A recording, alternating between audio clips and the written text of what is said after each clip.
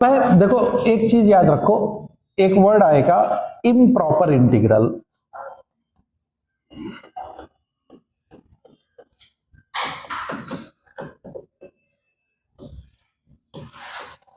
Improper integral का मतलब क्या होता है? जैसे मान लो कि तुमने इंटीग्रेट कर रहे हो a से b fx dx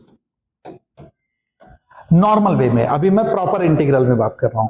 तो तुम जब a से b fx dx कर रहे होते हो तो हमको मालूम होता है कि मेरा फंक्शन जो है वो कंटिन्यूअस है closed interval a to b। इसका मतलब है कि f of a and f of b दोनों डिफाइंड हैं, बोलो है ना।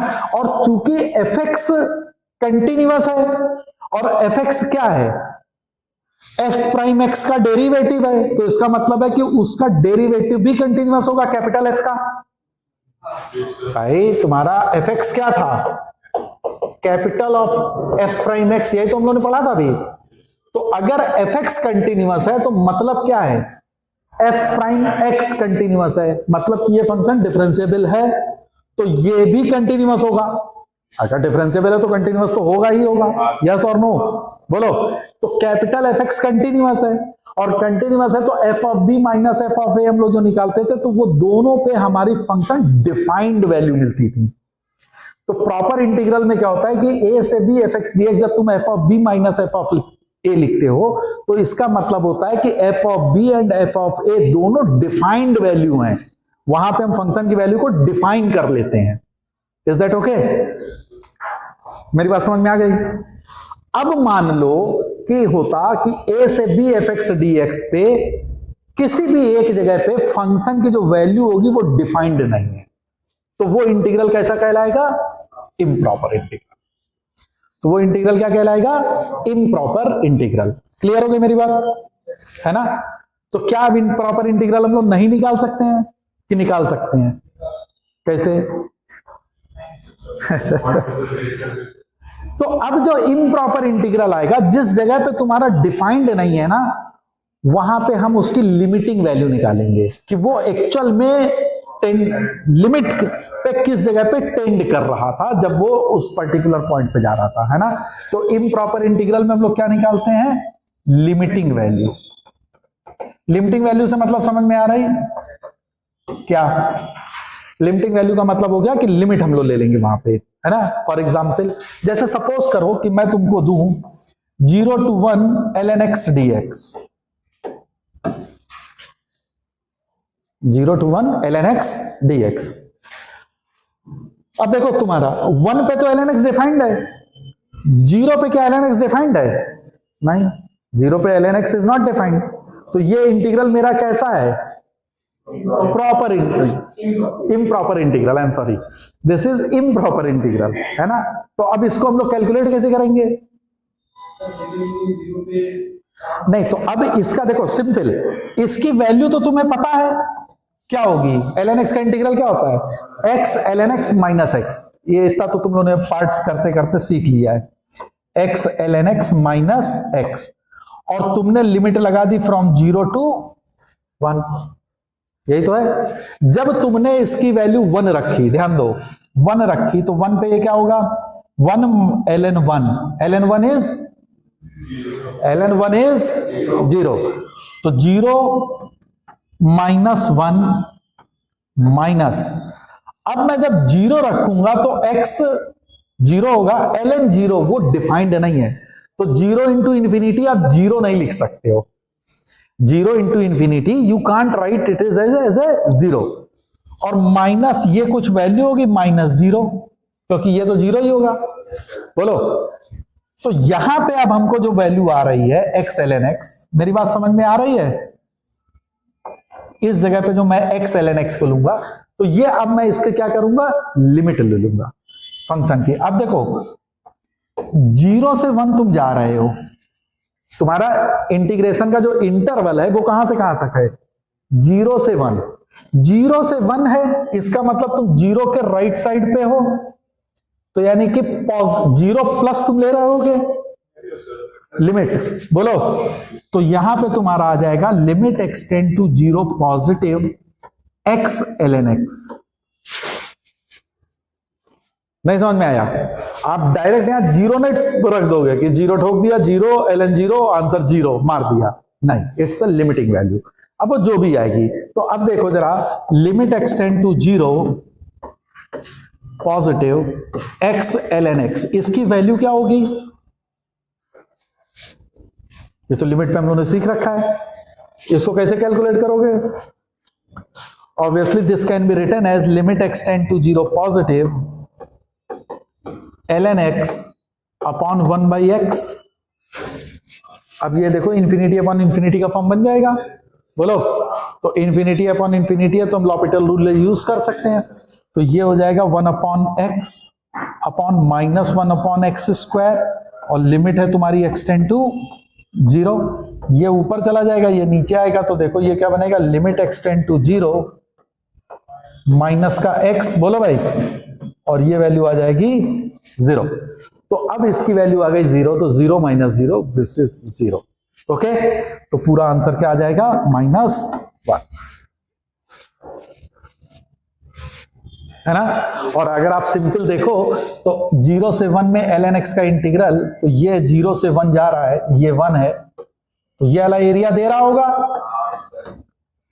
x एक्सिस के नीचे है, नेगेटिव आना चाहिए था, आंसर इज, तो एरिया कितना दे रहा, 1, एरिया कितना है 1, जो कि x एक्सिस के नीचे है, इसलिए वो माइनस साइन के साथ आ रहा। नहीं समझ में आया, है ना? तो क्या हम इम्प्रॉपर इंटीग्रल नहीं निकाल सकते? निकाल सकते हैं, लेकिन वो हमको लिमिटिंग वैल्यू देगा। कहां पे लिमिटिंग वैल्यू? जहां पे फंक्शन अनडिफाइंड है, और वहां पे हम इंटरवल ऑफ इंटीग्रेशन से चेक करेंगे कि लिमिट मेरी किस डायरेक्शन पे जाएगी। क्लियर है? अगर मान लो ये 1 पे अनडिफाइंड हो रहा होता तो हम लोग लिमिट लेते x tending to 1 minus, x tending to 1 minus, क्योंकि हम लेफ्ट के साइड पे होते 1 के। Is that clear? नहीं समझ में आया, है ना?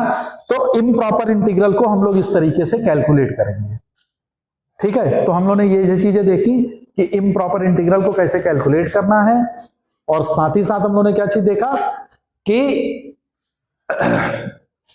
इंटरवल ऑफ इंटीग्रेशन में हमारा किस तरीके से मूव करेगा। क्लियर है बात? ओके, तो ये चीजें कुछ ध्यान रखनी थी तुमको जब हम लोग डेफिनेट इंटीग्रल में सब्स्टिट्यूशन कर रहे हो, या कोई इम्प्रॉपर इंटीग्रल अगर आ जाए तो उसको हमको कैसे इवेल्युएट करना होगा। ठीक है, तो अब एक दो क्वेश्चन सॉल्व करो। जैसे सपोज कर लो क्वेश्चन तुमको दे दिया जाए,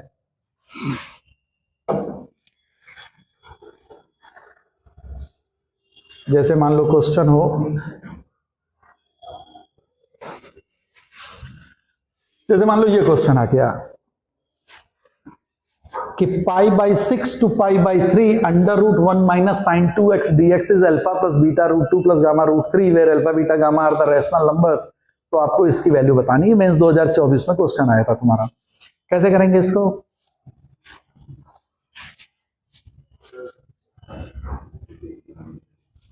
अच्छा क्वेश्चन है, कैसे करेंगे इसको?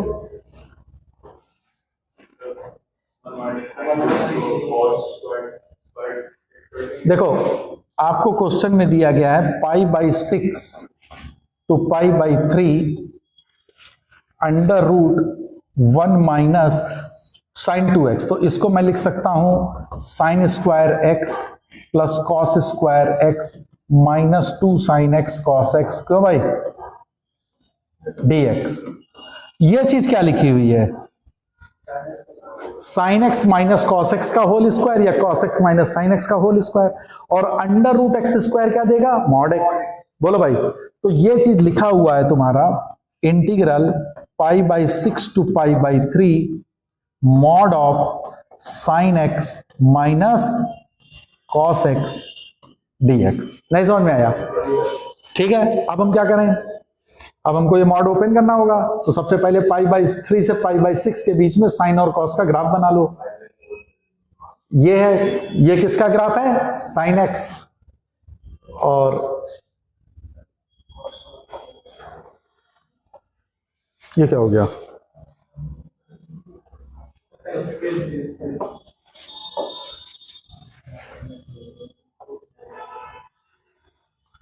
ऐसे जा रहा है ना। ये पॉइंट क्या होगा? π/4। यहां कहीं होगा पाई बाई 6 और इधर कहीं होगा पाई बाई 3।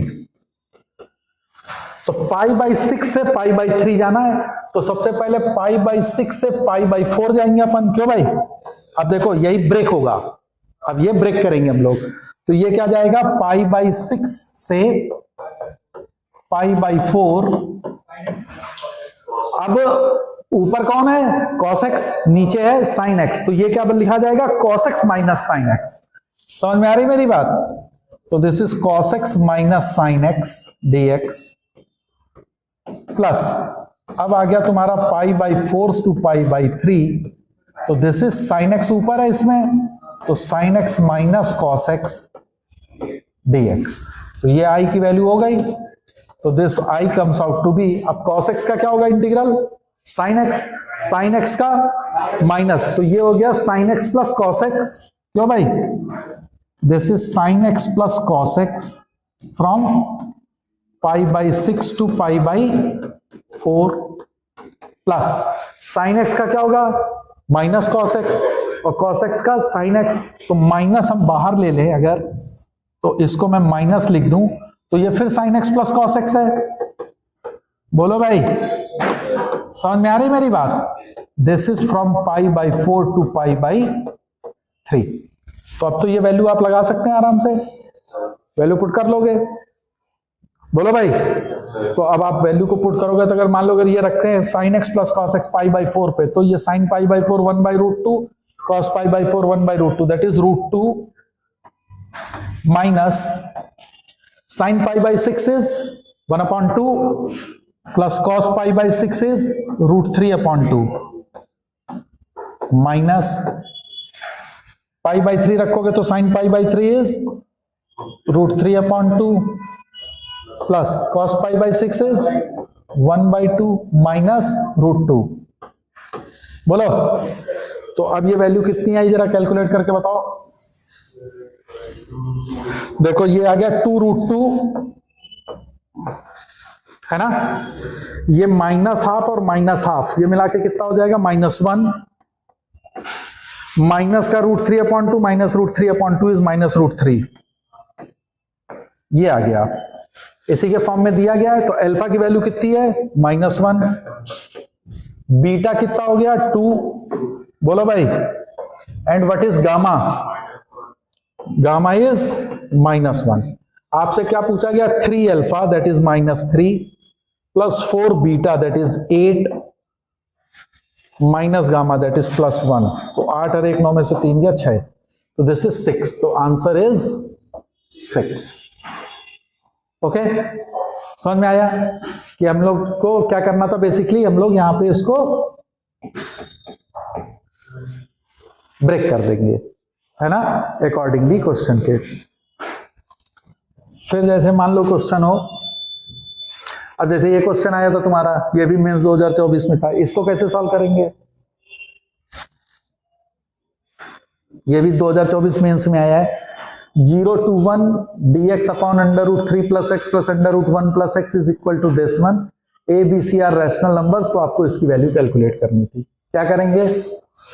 मैं ये सिंपल आपको बता रहा हूं कि एक्चुअल में अभी हम लोग जो बेसिक हम लोग ने अभी डेफिनेशंस पढ़ी थी डेफिनेट इंटीग्रल पे, कि इंटीग्रेट कर लो और उसके बाद लिमिट लगा देते हैं, है ना, बस उतनी चीज पे ही है। अभी हम लोग कोई प्रॉपर्टी और इसका यूज नहीं कर रहे हैं, सिंपल वे में हम लोग कर रहे हैं। तो this is dx upon under root 3 plus x plus under root 1 plus x. अगर मैं इसको रेशनलाइज कर दूं तो this is 0 to 1 under root 3 plus x minus under root 1 plus x upon क्या हो जाएगा? 3 plus x minus 1 minus x dx। क्यों भाई? एक्स एक्स कैंसिल हो जाएगा, तो ये हो जाएगा 1/2 बाहर कर सकते हो। This is 0 to 1 x plus 3 की पावर 1/2 माइनस 1 प्लस एक्स की पावर 1/2 dx। बोलो, तो इसकी वैल्यू कितनी हो जाएगी? 1/2 x प्लस 3 की पावर 1/2, ये कितना हो जाएगा? 3/2 अपॉन 3/2 दैट इज 2/3। क्यों? 2/3 x प्लस 3 की पावर 3/2 माइनस 2/3 x प्लस 1 की पावर 3/2, और ये लिमिट कहां से कहां तक जाएगी? 0 to 1। 2/3 जैसे ही बाहर लेंगे तो ये 1/3 हो जाएगा। x की वैल्यू 1 रखो तो 3 और 1 4, 4 की पावर 3/2 8, माइनस 1 रखा तो 2 की पावर 3/2, 2 की पावर 3/2 कितना होगा? 2√2। बोलो भाई, ये चेक कर लेना। माइनस, अब 0 रख दिया, 0 रख दिया तो 3 की पावर 3/2 दैट इज 3√3, है ना? माइनस, और 0 रखा तो 1 तो 1 रहेगा, तो ये हो जाएगा 1/3 8 माइनस 2√2 माइनस 3√3 प्लस 1, तो ये 9 हो जाएगा, है ना? तो दिस इज 3 माइनस 2/3√2 माइनस का √3, ये आ गया आपका। तो अब तो आप कंपेयर कर लोगे आराम से, ए बी सी की वैल्यू कंपेयर करके, now put the value and get the answer. बोलो, है ना? ए बी सी की वैल्यू आपको थी, इसी फॉर्म में आपका आ गया a plus b√2 plus c√3। Clear है? समझ में आ गया कि नहीं?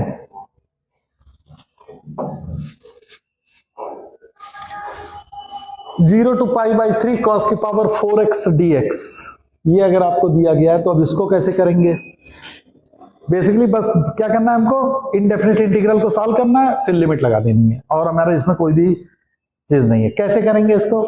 0 टू π/3 cos की पावर 4x dx, कैसे इसको इंटीग्रेट करेंगे? ऑब्वियसली चूंकि इसमें पावर इवन पावर है, तो मैंने कहा था कि इवन पावर अगर होंगे तो उसको हायर एंगल में चेंज करेंगे। तो हायर एंगल में अपन कैसे चेंज करेंगे? मैं सिंपल चेंज करके बता रहा हूं। 0 टू π/3 cos स्क्वायर x का होल स्क्वायर, तो जिसको 1/4 और 2 cos स्क्वायर x का होल स्क्वायर dx लिख सकता हूं। तो this is 1/4 integral 0 to π/3 2 cos square x को क्या लिख सकते हो? 1 प्लस cos 2x का होल स्क्वायर dx। इसको अब देखो मैं लिखूंगा I is equal to 1/4 integral 0 to π/3। इसका ओपन कर दोगे तो ये बनेगा 1 plus cos square 2x plus 2 cos 2x dx। तो ये हो जाएगा 1/4 इंटीग्रल 0 टू π/3, इसको लिखेंगे 1 प्लस 1/2, ये आ जाएगा 2 cos स्क्वायर 2x, जिसको लिख सकता हूं 1 प्लस cos 4x। बोलो भाई, प्लस 2 cos 2x। समझ में आ रही बात कि नहीं? dx। तो this comes out to be 1/4 integral 0 to π/3। जल्दी बताओ क्या हो गया? 1 plus 1/2 that is 3/2, 3/2 plus 1/2 cos 4x plus 2 cos 2x dx। तो इसको मैंने हायर एंगल को हायर एंगल में कन्वर्ट कर दिया, cos की हायर पावर को हायर एंगल में कन्वर्ट किया। अब क्या है? इसका तो simple integral you can easily do it, है ना? क्या हो जाएगा? 1/4 3/2 x प्लस इसका क्या हो जाएगा? 1/8 साइन 4x, क्यों भाई? प्लस 1/2 से 2 कैंसिल हो जाएगा, साइन 2x, और लिमिट होगी तुम्हारी 0 टू π/3। अब तो आप वैल्यू कैलकुलेट कर लेंगे, और फिर इससे जब आप कंपेयर करेंगे a पाई प्लस b√3 से, तो a और b की वैल्यू फाइंड आउट हो जाएगी। क्लियर है? वैल्यू तो सब्स्टिट्यूट करके निकाल लोगे ना, ये होमवर्क है। ये चीज नहीं कि यहाँ पे तुम छोड़ दो, ये चीज मैं यहाँ पे आपके लिए छोड़ रहा हूं कि आप just put the value and get the answer. Okay, और इसको कैसे करेंगे? देखो मेंस 2023-24 में ये भी क्वेश्चन पूछा गया है। cos square x sine square x upon cos cube x plus sine cube x का whole square dx from 0 to π/4। How to solve this one?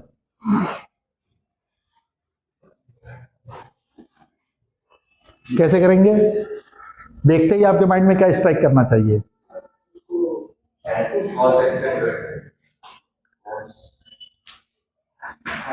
देखो हमको सीधे सीधे दिख रहा है, हाईएस्ट पावर वाला हम लोगों ने फंडा सीखा था, और इसमें चूंकि कॉस स्क्वायर साइन स्क्वायर चल रहा है तो मुझे मालूम है इसको tan में कन्वर्ट किया जाए तो इंटीग्रल आसानी से होता है।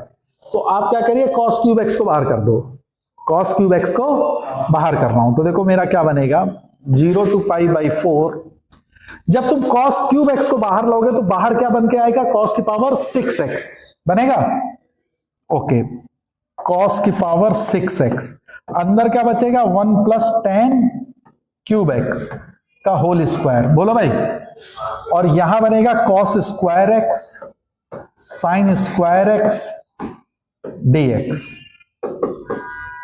0 to π/4। अब देखो कॉस स्क्वायर से कॉस की पावर 6 कैंसिल हो जाएगा, तो ये क्या बना कॉस की पावर 4x। अब ये क्या बनेगा sec square x tan square x, तो ये बन गया sec square x tan square x dx upon 1 + tan cube x का whole square. Is that clear? अब क्या सब्स्टिट्यूशन करें, tan क्यूब एक्स, tan चाहे 1 + tan क्यूब एक्स को रख दो, तो इनने कहा कि सर 1 + tan क्यूब एक्स को t मान लेते हैं। अब देखो जब तुम सब्स्टिट्यूशन करते हो तो हमेशा याद रखना कि क्या वो 1 फंक्शन को मेंटेन कर रहा है कि नहीं, है ना। तो ऑब्वियसली चूंकि tan x एक इंक्रीजिंग फंक्शन है, 0 से हमेशा ही रहता है, तो इसलिए 1 को रिप्रेजेंट करेगा ही करेगा, और कहीं पे ब्रेक भी नहीं होगा। 0 to π/4 में tan x तुम्हारा डिफाइंड फंक्शन है। ओके, तो जब x, ये इसका डेरिवेटिव क्या देगा 3 tan square x, tan x का sec square x dx is equal to dt। तो हमको tan square x sec square x dx ये तो मिल गया, तो ये क्या आ गया I is equal to 1/3 integral dt upon t square. क्यों भाई, क्योंकि 1 + tan क्यूब एक्स को अपन ने t लिखा था। अब हम लोग t की लिमिट निकाल लेते हैं, तो x की वैल्यू जब 0 होगी तो t क्या होगा 1, और जब x की वैल्यू π/4 होगी तो t कितना हो जाएगा 2। बोलो भाई, लिमिट तो समझ में आ रही ना कि लोअर एंड अपर, तो ये क्या वैल्यू देगा माइनस का 1/3 t, 1/t, I am sorry 1/t, और ये होगा 1 से 2, तो दिस इज -1/3 1/2 -1, तो ये होगा माइनस का हाफ, तो दिस इज 1/6। है कोई ऑप्शन? तो ए इज द करेक्ट ऑप्शन, तो 1/6 इज करेक्ट। समझ में आया? तो इसमें बेसिकली हमने क्या किया, सिंपली आपने इंटीग्रेट किया and finally you have put the value. Okay, एक और देखो, इसको कैसे करोगे,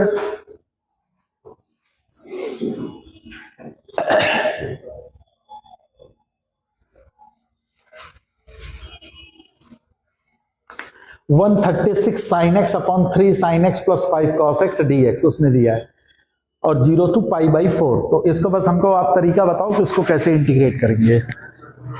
हाँ, tan x/2 के फॉर्म में नहीं बेटा, देखो a sin x + b cos x अगर लिखा हुआ है तो न्यूमरेटर को a times numerator plus b times derivative of denominator मैंने पढ़ाया था, बोलो भाई, है ना। तो तुम क्या लिखोगे कि sin x को मैं लिखूंगा a times denominator that is 3 sin x + 5 cos x, बोलो भाई, प्लस b टाइम्स इसका डेरिवेटिव, तो डेरिवेटिव क्या हो जाएगा 3 cos x - 5 sin x। Is that okay? अब आप क्या करेंगे, कंपेयर कर लीजिए। जैसे ही तुम कंपेयर करोगे तो 3a - 5b, तो 3a - 5b ये वैल्यू 0 होगी।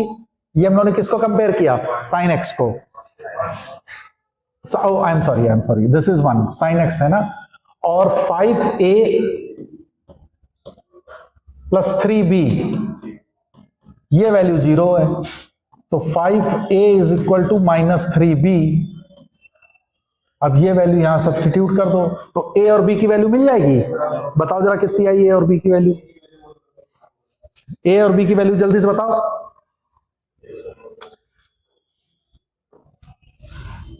15 अरे निकालो यार, तुम लोग कैलकुलेट नहीं करते हो। 3a माइनस 5 और b की जगह पे क्या लिखोगे? 5/3 with minus sine. a is equal to 1। 9 और 25 9 34, तो a इज इक्वल टू 3/34। क्यों भाई? देखो आ रहा है यही चीज। a की वैल्यू 3/34 और b की वैल्यू कितनी हो जाएगी? -5/34। क्यों? तो b comes out to b -5/34। तो अब ये इंटीग्रल जो हो जाएगा, देखो 1/36 इंटीग्रल 0 to π/4। तो वो बाद में कर देंगे अपन, है ना। साइन एक्स की जगह मैं लिख रहा हूं a की जगह पे कितना है? 3/34 डिनोमिनेटर अपॉन डिनोमिनेटर, मैं ऐसे लिख रहा हूं dx प्लस b की वैल्यू रखोगे तो -5/34। ये इंटीग्रल अलग चलेगा 0 to π/4 और 1/36 का पूरे मल्टीप्लाई -5/34। और ये डिनोमिनेटर का क्या है? डेरिवेटिव। तो derivative of denominator upon denominator into dx। बोलो। तो ये 34 तो 34 कैंसिल, ये कैंसिल हो जाएगा, तो ये आ जाएगा 3x। अब यार कैलकुलेट कर लो। Now I think you can easily do it, है ना। ये लॉग में दे देगा, देखो आंसर एक लॉग में दे रहा है और दूसरा ये x में देगा, x पे π/4 चलेगा। You can easily get the value, है ना। तो बेसिकली मेरा ये बताने का था कि साइन एक्स और इस टाइप का इंटीग्रल है, तो अपन लोग कैसे इंटीग्रेट करेंगे, और finally we just only put the values as, will get the answer, है ना।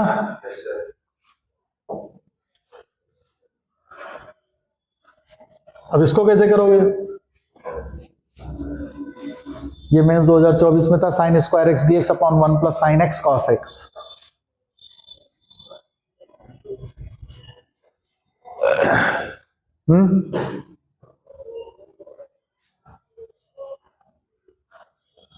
Sine square x upon 1 plus sine x cos x D x.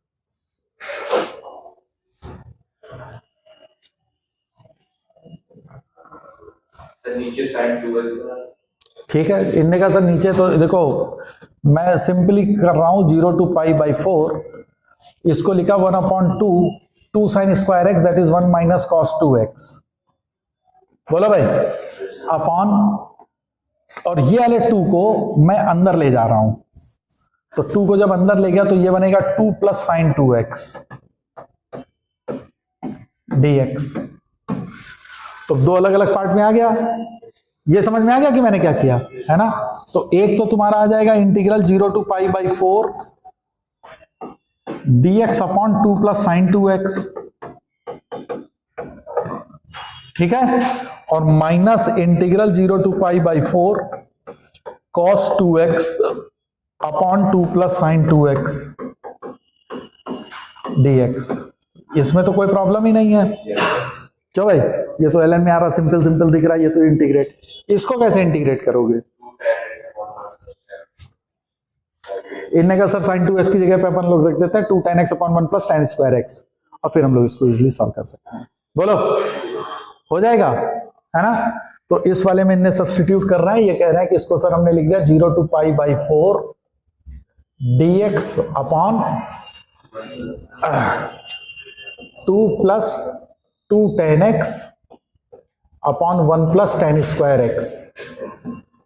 तो ये बन जाएगा 0 to π/4 1 plus tan square x हो जाएगा बच्चों sec square x dx upon 2 को 1/2 पूरा बाहर कर दे रहे हैं, है ना। तो ये बनेगा 1 plus tan square x plus tan x, 1 plus tan square x plus tan x। अब तो ये इजिली सॉल्व कर सकते हो। tan x को t ले लोगे तो ये बन जाएगा तुम्हारा 1/2, tan x को t लोगे तो 0 to 1। आई थिंक अब ये आपको लिमिट समझ में आ गई होगी मैंने कैसे रख दी।